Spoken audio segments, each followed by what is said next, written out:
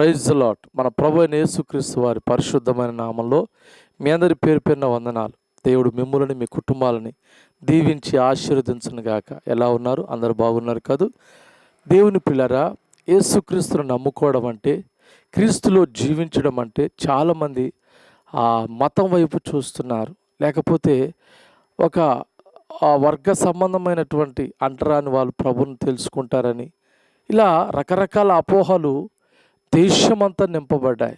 మనుషుల హృదయాలలో క్రీస్తుని గురించినటువంటి సత్యమును కాకుండా అసత్యాన్ని ప్రపంచమంతా పాకుతున్న రోజులు. కానీ పరిశుద్ధ గ్రంథంలో యేసుక్రీస్తును నమ్ముకోవడం అంటే, యేసుక్రీస్తును తెలుసుకోవడం అంటే, యేసుక్రీస్తులో రక్షణ పొందేది దేనికోసం అంటే, దానియేలు గ్రంథంలో ఒక చక్కటి అద్భుతమైన మాట ఉందండి. 12వ అధ్యాయము 10వ వచనంలో మనం గమనిద్దాం.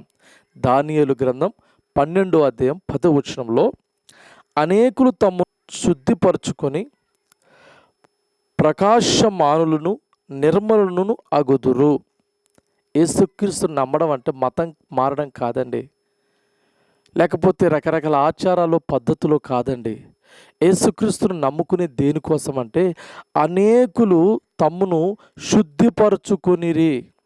శుద్ధిపరచుకొని ప్రకాశమానులు అంటే, యేసుక్రీస్తును తెలుసుకోవడం అంటే తమ్మును శుద్ధి చేసుకోవడం అంటే, తమ పాపములు గుర్తించి వాటి నుంచి విడుదల పొందడమే యేసుక్రీస్తును తెలుసుకోవడం.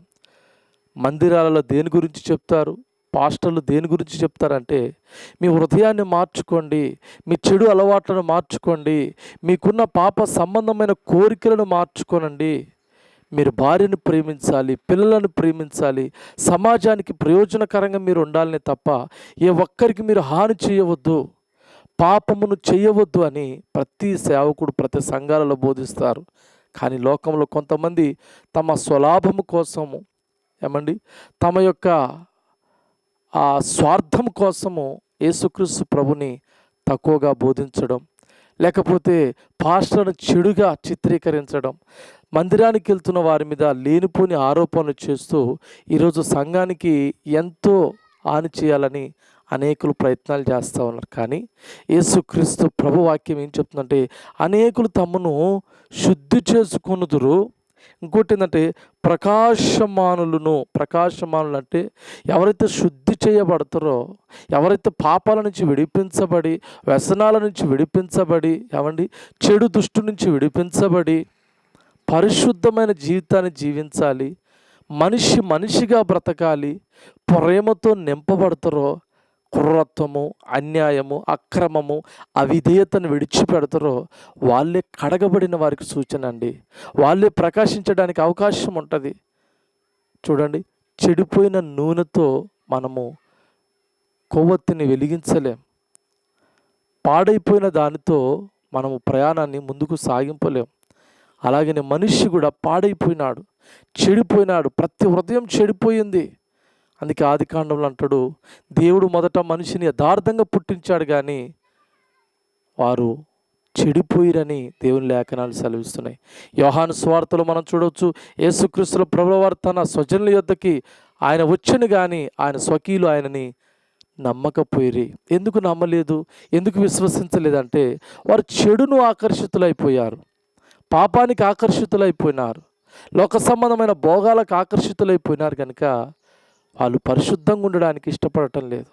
తాగుడు వదులుకోవడానికి, అక్రమ సంబంధాలు వదులుకోవడానికి, దొంగతనాలు, బూతు పదాలు, అనేకమైనటువంటి విచ్చలవిడి జీవితానికి, మద్యానికి, సిగరెట్లకి, డ్రగ్స్కి అలవాటు అయిపోయినారు. కనుక వాటి నుంచి విడుదల పొందలేక, వాటి నుంచి విడిపించబడలేక వారు ఆ యొక్క పాపంతో జీవితాన్ని ముగించుకొని నరకం వైపు దారితీస్తూ ఉన్నారు. పిల్లరా, దేవుని వాక్యం ఏం చెప్తుందంటే, అనేకులు తమను శుద్ధిపరచుకొని ప్రకాశమానులను నిర్మలులను అగుదురు.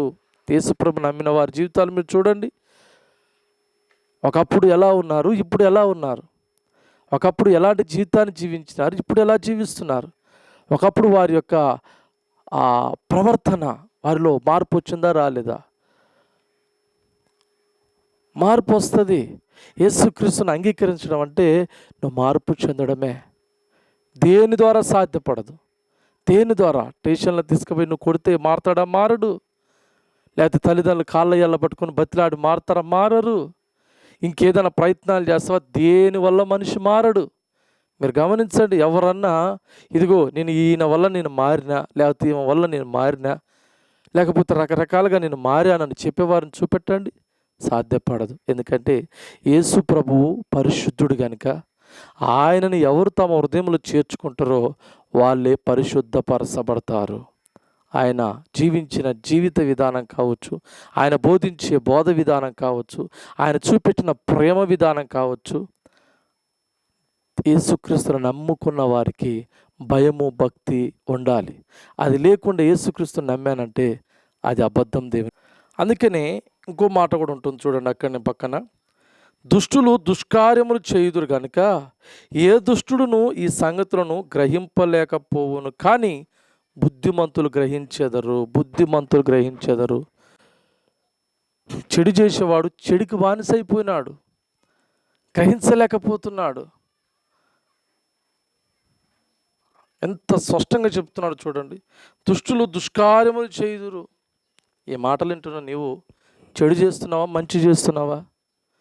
మన జీవితం ఎలా ఉండాలంటే, దేవుడు పంపినప్పుడు ఈ భూమి మీదకి ఏ మంచి మనసుతో వచ్చామో, ఏ దుష్కార్యం లేకుండా వచ్చామో, ఆ నిర్మలమైన మనసుతో మనం పుట్టామో అదే జీవితాన్ని కొనసాగిస్తున్నావా?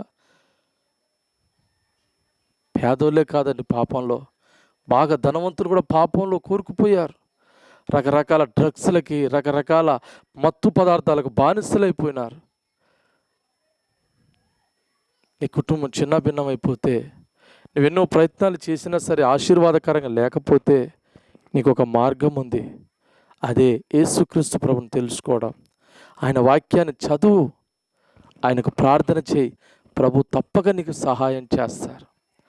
అందుకే దుష్టులు దుష్కార్యములు చేయుదురు కనుక ఈ సంగతులు గ్రహింపలేకపోదురు, కానీ బుద్ధిమంతులు గ్రహించెదరు.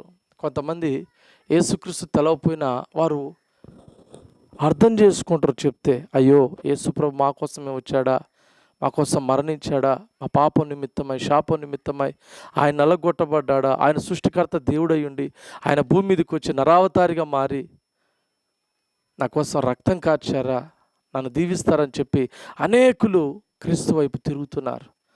అది జీర్ణించుకోలేక, అది తట్టుకోలేక అనేక ప్రయత్నాలు లోకంలో జరుగుతూ ఉన్నాయి. కానీ ఆయన రాజ్యాన్ని ఎవ్వడేం చేయలేడు.